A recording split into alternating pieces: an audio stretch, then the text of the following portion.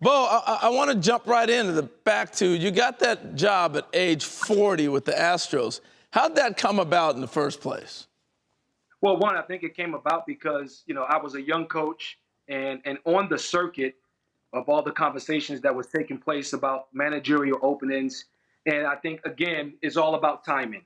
And when you look at the Houston Astros, actually, I was living in Houston at the time. So I had a lot of people within the Houston community that had experience with me. And there were a lot of people that actually knew Jim Crane that actually basically highly recommended me to Jim Crane. And I think throughout the interview process, they were looking for someone young that actually had the ability to actually deal with what they knew was going to be a very tough situation.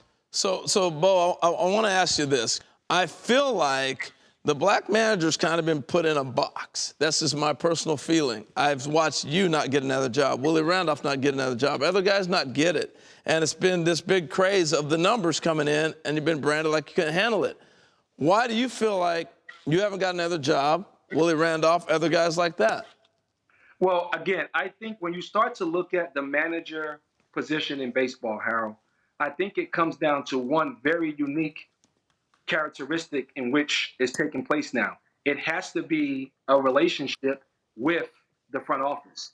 And if you start to look at the front offices of baseball, and again, my hat is off to Theo Epstein, who actually, when you start to talk about transformational leadership, I commend him for coming out and making the statement that he made. He said, I need to look inward. We all need to look inward and ask ourselves the question, why do we make the decisions that we make when it comes to hiring key positions? And he came out and said, I'm guilty of hiring people that basically look like me and basically fall into the same category that I fall into. So in Houston, I felt like I fell into a situation where obviously it was a complete teardown.